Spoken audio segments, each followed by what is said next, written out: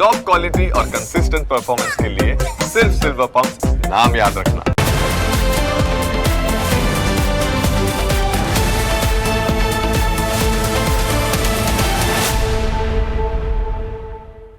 સૌથી પહેલા વાત કરીએ આદિવાસીઓના વિરોધનો સામનો કરી રહેલા પ્રોજેક્ટની।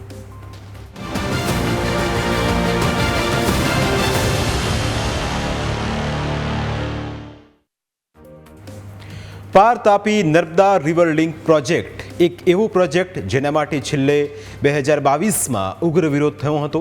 તે વખતે મુખ્યમંત્રી ભૂપેન્દ્ર પટેલે જાહેરાત કરી કે રિવર લિંક પ્રોજેક્ટ રદ કરવામાં આવે છે। ત્યારથી આ પ્રોજેક્ટ મામલે શાંતિનો માહોલ હતો, પરંતુ થોડા દિવસ પહેલા એવા અહેવાલ આવ્યા કે લોકસભામાં આ પ્રોજેક્ટનું ડીપીઆર રજૂ થયું છે, એટલે ફરી આ પ્રોજેક્ટને લઈ દક્ષિણ ગુજરાતના આદિવાસીઓમાં વિરોધનો વંટોળ શરૂ થયો છે। વલસાડના ધરમપુરમાં કોંગ્રેસના ધારાસભ્ય અનંત પટેલની આગેવાનીમાં જન આક્રોશ રેલી યોજાઈ। તેમની સાથે આ રેલીમાં કોંગ્રેસના પ્રદેશ પ્રમુખ અમિત ચાવડા પણ જોડાયા। રેલીમાં ડેમ હટાવો, જળ, જંગલ, જમીન બચાવોના બેનર સાથે મોટી સંખ્યામાં આદિવાસીઓ રસ્તા પર ઉતરી આવ્યા।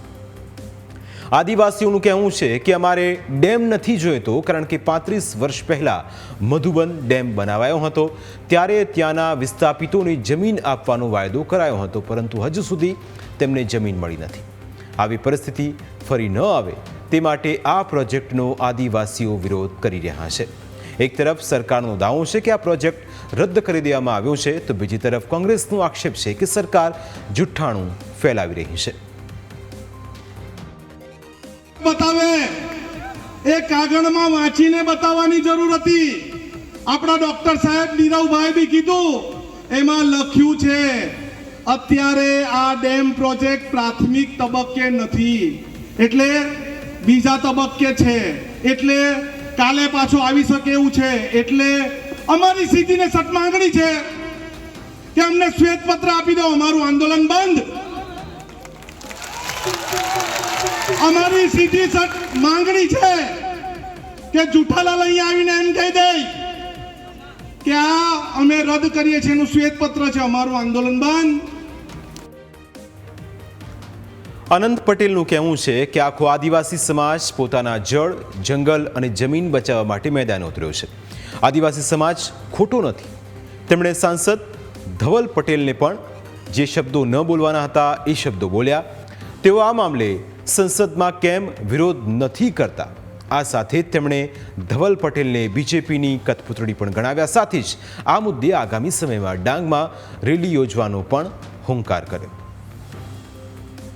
લાલ એવું કહી ગયા કે અમે આ કોઈ પણ જાતનું ડીપીઆર બન્યો નથી, તો 2017માં ડીપીઆર બન્યો ત્યારે કોની સરકાર હતી?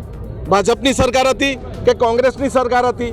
તમારી સરકારમાં ડીપીઆર બન્યો, તમારી સરકારના કેન્દ્રીય મંત્રી નિર્મલા સીતારમણજીએ 2022ની 14મી ફેબ્રુઆરીએ લોકસભામાં એમણે વાત કરી, અને ત્યાર પછી પણ એક મોગલી એમ કહે છે કે આવો કોઈ પ્રોજેક્ટ નથી, ગેરમાર્ગે દોરીને હવે નવો જુઠ્ઠાલાલ નીકળી આવ્યો।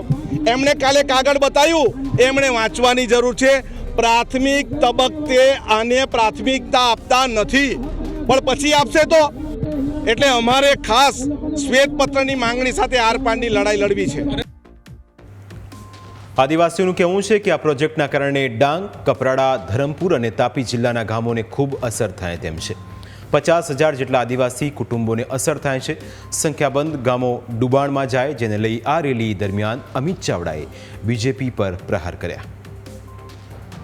અરે હવે સરકાર એમને ગુમરાહ કરવા માટે એમના મંત્રી હોય, એમના પ્રદેશ ભાજપના પ્રમુખ હોય, કેન્દ્રના મંત્રી હોય કે સંસદ સભ્ય હોય, લોકો બે બુનિયાદ રીતે નિવેદનો આપે છે। એક તરફ એમ કહે છે કે કોઈ ડીપીઆર બન્યો નથી, બીજી બાજુ સંસદમાં જવાબ મળે છે કે ડીપીઆર બનાવવામાં આવ્યો છે। એક તરફ કોંગ્રેસ શ્વેતપત્રની માગણી સાથે રસ્તા પર ઉતરી આવી છે, તો બીજી તરફ સાંસદ ધવલ પટેલે આદિવાસીઓની વિશાળ રેલીને પણ ફ્લોપ ગણાવી। તેમણે એવો આક્ષેપ કર્યો કે માણસો ભેગા ન થતા અમિત ચાવડા ગુસ્સે થયા, જ્યારે વિરોધ પક્ષના નેતા ડોક્ટર તુષાર ચૌધરી આદિવાસી હોવા છતાં આ રેલીમાં હાજર ન રહ્યા। જે દર્શાવે છે કે તેમની સાથે હવે કોંગ્રેસના નેતાઓ પણ નથી. 1000 થી 1200 લોકો આવ્યા, એના કારણે કોંગ્રેસના પ્રદેશ પ્રમુખ પણ એકદમ ગુસ્સે એમની પર છે કે આટલા દૂરથી એમને બોલાવ્યા ને આટલું જ પબ્લિક આવ્યું. એની સાથે કોંગ્રેસના વિપક્ષના નેતા અને આદિવાસી નેતા તુષાર ચૌધરી જે તાપીમાં રહે છે એ પણ આ પ્રોગ્રામમાં નહીં આવ્યા. એનું કારણ છે કે એમને પણ ખબર છે કે આ મુદ્દામાં કોઈ માલ નથી. ફક્ત ને ફક્ત એક જ માણસ કોંગ્રેસનો વાસદાનો ધારાસભ્ય પોતાની રાજનીતિ ચમકાવવા માટે આ ષડયંત્ર કરી રહ્યા છે. એટલે તુષારભાઈ ચૌધરી પણ આ રેલીમાં જોડાયા નથી. એ પુરવાર થઈ ગયું કે કોંગ્રેસના લોકો પણ હવે કોંગ્રેસ સાથે નથી.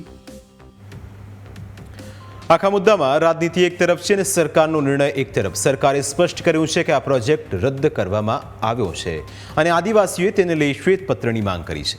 તેવામાં એ સમજવું જરૂરી છે કે જો આ પ્રોજેક્ટ અમલી બને તો કેટલા ગામોને અસર થાય તેમ છે. વલસાડ જિલ્લાના ધરમપુર તાલુકામાં મોહના કાવડાવડી ડેમ બને તો 12 ગામના લોકોને અસર થશે. ધરમપુર તાલુકામાં પેખેડ ડેમ બને તો 13 ગામ જે આસપાસના છે એ ડૂબમાં જવાનો ભય છે. ધરમપુર તાલુકામાં ચાસ માંડવા ડેમ બનશે તો 14 ગામ ડૂબમાં જશે તેવી ભીતિ છે. ડાંગ જિલ્લાના વઘઈ તાલુકામાં ચિકાર ડેમ બને તો 12 ગામ ડૂબમાં જશે. વઘઈ તાલુકામાં ડાબદર ડેમ બને તો 18 ગામ ડૂબમાં જવાનો ભય છે. અને તાપી જિલ્લાના વ્યારા તાલુકામાં કેળવણ ડેમ બને તો 23 ગામ ડૂબમાં જશે. એટલે કે પાર Tapi Narmada river link project થકી 118થી પણ વધારે ગામ અને અંદાજે 5 લાખથી પણ વધારે લોકોને ગામ ખાલી કરીને બીજે વિસ્થાપિત થવું પડે તેમ છે. જ્યાં આ ડેમ બનાવવાની યોજના અમલમાં લાવવાની વાત હતી તેનો મોટા ભાગનો વિસ્તાર આદિવાસી છે. ડીપીઆર મુજબ સરકાર આ ડેમોનું પાણી મુંબઈ, સૌરાષ્ટ્ર અને કચ્છમાં લઈ જવા માંગે છે. ભવિષ્યમાં મુંબઈની વસ્તીને પાણી મળી શકે એટલા માટે અત્યારથી પાણીની વ્યવસ્થા કરી રહી છે. જો કે આ પંથકના આદિવાસીઓ કહે છે કે કોઈને પાણી મળે તેનાથી તેમને કોઈ વાંધો નથી, પરંતુ આદિવાસીઓનો વિનાશ કરીને વિકાસ થવા દેવામાં નહીં આવે. જોઈએ કે હવે આખો આ મુદ્દો ક્યાંય જઈને અટકે છે. સરકાર પોતાની રીતે સ્પષ્ટ છે અને કહેવામાં આવ્યું છે કે આખો પ્રોજેક્ટ રદ કરવામાં આવ્યો છે, પણ બીજી તરફ કોંગ્રેસ શ્વેતપત્રની માંગ કરી રહી છે અને આ સમગ્ર ઘટનાક્રમ વચ્ચે વિશાળ રેલી થઈ રહી છે, જે દર્શાવે છે કે આ વિરોધનો વંટોળ જો શાંત ન થયો તો આગામી દિવસોમાં તે વધારે બુલંદ બનશે. અમારી વિશેષ રજૂઆતમાં સમય થયો છે બ્રેકનો. બ્રેક બાદ અન્ય મુદ્દા વિશે વાત.